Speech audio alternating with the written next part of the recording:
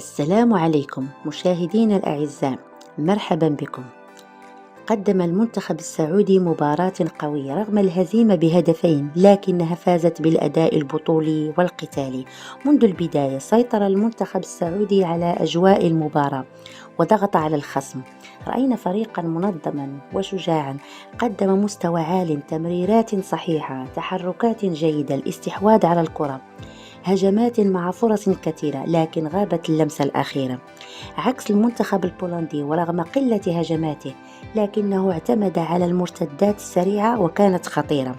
وتعتبر ضربة الجزاء التي أضاعها الدوسري بشكل غريب عجيب هي نقطة تحول في المباراة، وهي القشة التي قسمت ظهر الفريق.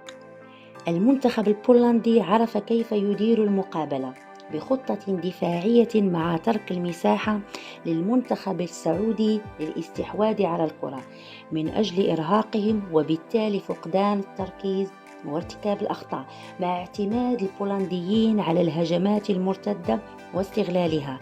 المنتخب البولندي لم يكن أحسن ولا أقوى، لكن الحظ حالف.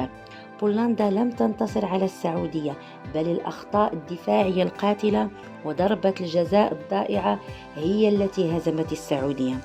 ويمكن أن نلخص بعض أسباب خسارة المنتخب السعودي في النقاط التالية: غياب بعض اللاعبين المؤثرين كالشهراني، الضغط الكبير الذي تعرض له المنتخب السعودي بعد الفوز على الأرجنتين، الإصابات والإرهاق وعدم التركيز من بعد مباراة الأرجنتين، وهناك أيضا عدم استغلال فرص التسجيل وغياب اللمسة الأخيرة.